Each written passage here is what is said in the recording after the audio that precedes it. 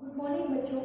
बेटा आज हम स्टार्ट करेंगे सीरीज एलसीआर सर्किट। ठीक है, ये टॉपिक जो है हमारा बहुत ही इम्पोर्टेंट टॉपिक है। अभी तक आपने एसी सर्किट में एक बार रेजिस्टेंस लिया था, ओनली रजिस्टर, फिर आपने इंडक्टर लिया, ओनली इंडक्टर, फिर आपने कैपेसिटर लिया।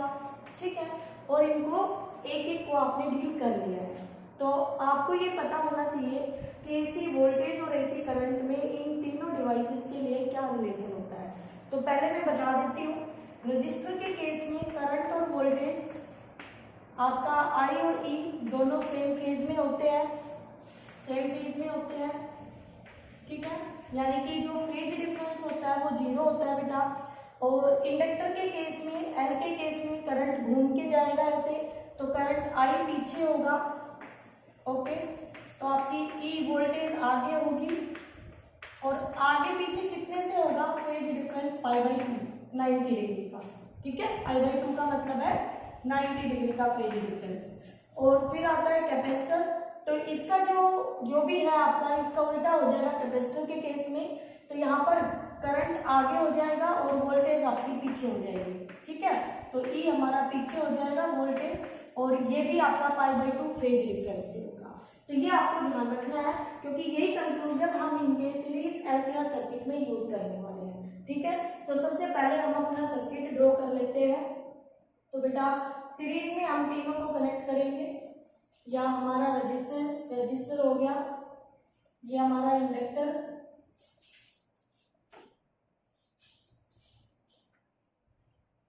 हो गया, और फिर ये हमारा कैपेसिटर हो गया। ठीक है, तो resistor R, inductor L, capacitor C, और तीनों को हमने सीरीज में कनेक्ट कर दिया है। और यहाँ से हमने एसी सोर्स ले लिया हमारा, ये हमारा एसी सोर्स है जिसका ईएमएफ ई है, E = E0 sin ωt। ठीक है, तो ये ईएमएफ है। ओके, तो ये आपका सोर्स ऑफ ईएमएफ हो गया। अब बेटा आपको पता है ये सारी बातें हम यहाँ दिखा सकते हैं। ठीक है, तो इसमें हमारा अब सीरीज में है, तो सीरीज में सभी का करंट वो सेम होगा। तो करंट के लिए मैं ये दिखा रही हूँ कि करंट मेरा I0 से रिप्रेजेंट होगा, इस सर्किट का जो भी करंट है।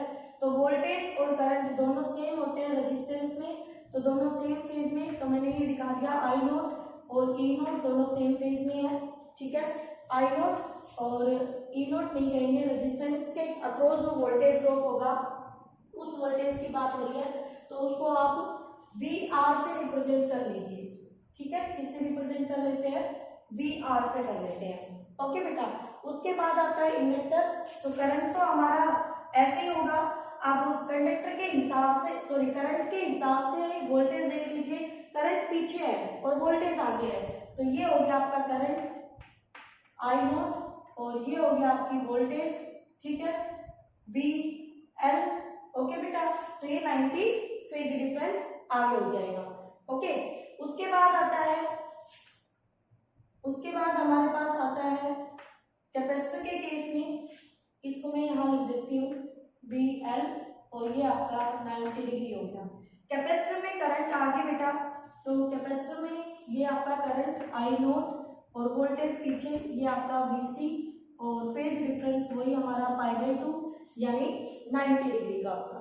ठीक है, तो ये हमने सारे कंक्लूजन अपने कहाँ से लिखे हैं, जो प्रीवियस हमने पहले टॉपिक पढ़े हैं उन्हीं टॉपिक से हमने ये रिजल्ट यहाँ अप्लाई किए हैं। ठीक है, उसके बाद देखिए बेटा, तीनों सीरीज में है तो तीनों का करंट तो सेम है, तो अब हम बनाते हैं इनका फेजर डायग्राम।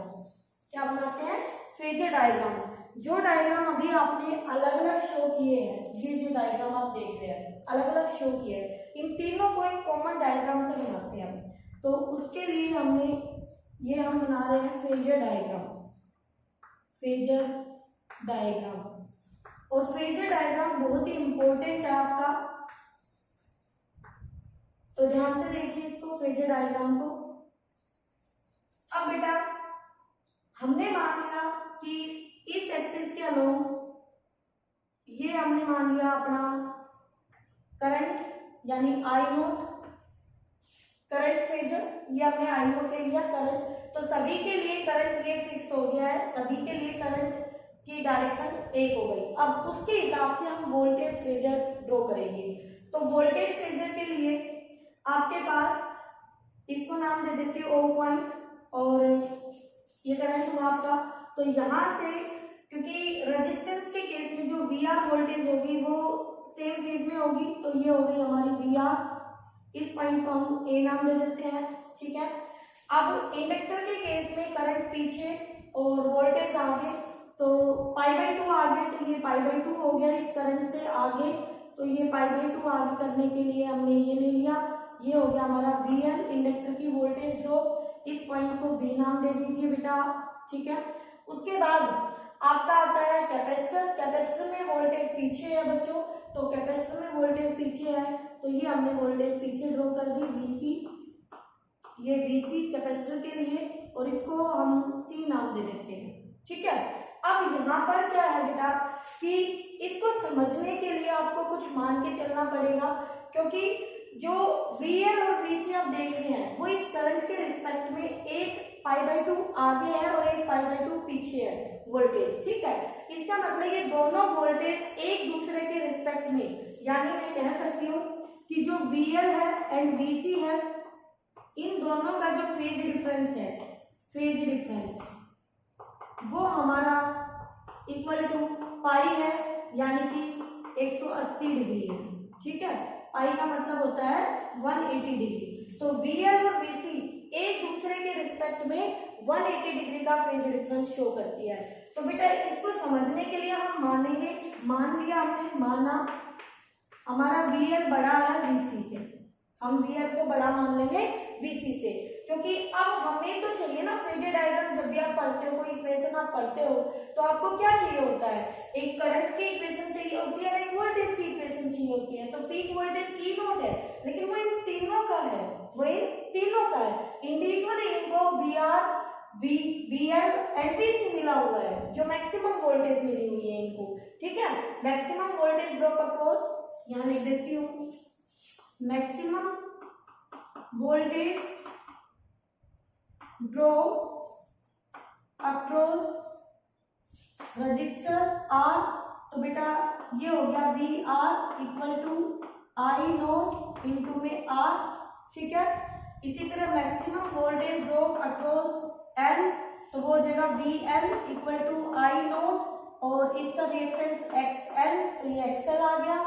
इसी तरह maximum voltage drop across C, तो उसको हम लिखेंगे VC और वो हो जाएगा I नोट इंटू में XC, ठीक है। इनका रेजिस्टेंस इंटू में इनकी मैक्सिमम करंट, तो ये वोल्टेज ड्रॉप हो रही है इनके अक्रॉस मैक्सिमम, ओके। अब इन तीनों का जो रिजल्टेंट है वो हमें पता करना है, तो उनका वो एक फेजर वेक्टर आएगा, इन तीनों का, इन तीनों वेक्टर का। अब दिमाग में भूल जाइए सब कुछ, सिर्फ ये देखिए कि आपके पास, मैं वेक्टर जोड़ना याद दिला रही हूँ आपको कि एक वेक्टर ये है, ठीक है, A वेक्टर, एक वेक्टर ये है B वेक्टर, एक वेक्टर ये है C वेक्टर। इन तीनों का रिजल्टेंट चाहिए, तो आप क्या करोगे, ये दोनों आउट ऑफ फेज है, तो पहले इन दोनों का रिजल्टेंट ले लोगे, तो इस B में से C हटाओगे, तो जितना ये इतना कम करके आपके पास ये बच गया, तो ये बच गया आपके पास B vector minus C vector, ठीक है। तो ये हो गया B vector minus C vector, ये हो गया A वेक्टर। अब इन दोनों से पैरेललोग्राम पूरा किया और ये इनका रिजल्टेंट आ गया, तो ये A vector plus B vector minus C vector, ये इन तीनों वेक्टर्स का रिजल्टेंट आ गया। तो वही है, अब सिर्फ वेक्टर दिखाई देना चाहिए आपको, एक वेक्टर ये है VL वेक्टर, एक वेक्टर VC है। हमने माना मैग्नीट्यूड में VL बड़ा है, आगे मैं ये भी बताऊंगी कि अगर VC बड़ा होता तो क्या होता, तो VL बड़ा है VC छोटा है, तो इन दोनों का नेट क्या आएगा मेरे पास, वो आएगा VL माइनस VC, और उसको मैंने मान लिया है कि ये मेरा आ गया VL माइनस VC, ठीक है, ओके। ये मेरा वोल्टेज फेजर आ गया VL माइनस VC, ओके। इसको नाम दे दिया हमने B डैश, ठीक है बेटा। अब हमें क्या करना है, अपना इस पैरेललोग्राम को पूरा करना है और फिर इस वोल्टेज का और इस नेट वोल्टेज का रिजल्टेंट निकाल लेना है, और वो रिजल्टेंट आएगा मेरे पास ये, और जिसकी वैल्यू होगी मेरे पास ई नोट। तो ये आपका आई नोट करंट है एलसीआर सर्किट का, ये आपके पास ई नोट वोल्टेज पीक वोल्टेज है एलसीआर सर्किट की नेट रिजल्टेंट वोल्टेज की, ठीक है। इन दोनों के बीच में क्या फेज डिफरेंस है वो हम यहाँ पर फाई से रिप्रेजेंट कर रहे हैं। तो phi is the phase difference between LCR circuit current and voltage. बात समझ में आई होगी बेटा, ठीक है। तो फाई हमारा वो फेज डिफरेंस है जो एलसीआर सीरीज एलसीआर सर्किट के करंट और वोल्टेज का फेज डिफरेंस है, ठीक है। आगे चल के ये जो आप सामने देख रहे हैं ये बहुत ही इंपॉर्टेंट आपका डायग्राम है। इसी डायग्राम से आप चल के सर्किट का टोटल रेजिस्टेंस भी निकालेंगे जिसका नया नाम आएगा आपके लिए, ठीक है। तो इस पॉइंट को नाम दे दिया मैंने के, ये देखिए इस पॉइंट को हमने के नाम दे दिया है, ठीक है बेटा। तो हमने यहाँ तक क्या किया बेटा, सीरीज में आर एल सी को कनेक्ट किया है, तीनों का इंडिविजुअल रिजल्ट को एक फेजर डायग्राम में हमने डाल दिया है। वहां से आई नोट रिजल्ट है जो नेट करंट है वो, और हमने उन तीनों की वोल्टेज को ले लिया है, उनके बीच के फेज डिफरेंस फाई को देख लिया है, ठीक है। जब हमारे पास एलसीआर सर्किट सीरीज सर्किट है, ठीक है। अब देखिए बेटा यहाँ से हमने मैक्सिमम वोल्टेज निकाल ली है इन तीनों के अक्रॉस, आर एल सी के अक्रॉस। एक इम्पोर्टेंट क्वेश्चन यहाँ पे ये बनता है कि इन तीनों के अक्रॉस जो वोल्टेज है क्या उन वोल्टेज का अलजेब्राइक सम इस अप्लाइड वोल्टेज से ज्यादा हो सकता है। तो आगे आप क्वेश्चन देखेंगे तो आपको पता चलेगा। अगर आप यहाँ पे अच्छे से फोकस कर रहे हैं, कॉन्सेप्ट को अगर क्लियर कर रहे हैं, तो आपको पता चल रहा होगा कि ये जो वोल्टेज है ई नोट, ये इन तीनों वोल्टेजेस का वेक्टर सम है, ना कि अलजेब्राइक सम है, ठीक है।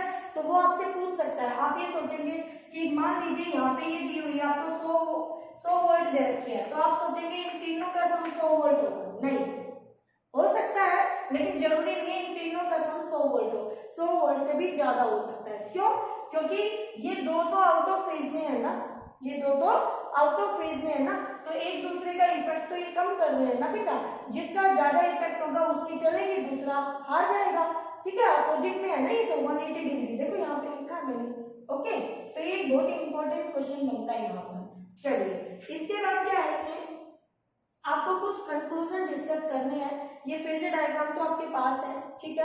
तो मैं इसका रेजिस्टेंस यानी जिसका नाम रिएक्टेंस होगा, इंपीडेंस जो होगा इस एलसीआर सर्किट का, क्योंकि आपने रिएक्टेंस पढ़ा है एक्सएल को आपने इंडक्टिव रिएक्टेंस कहा, एक्सी को आपने कैपेसिटिव रिएक्टेंस कहा।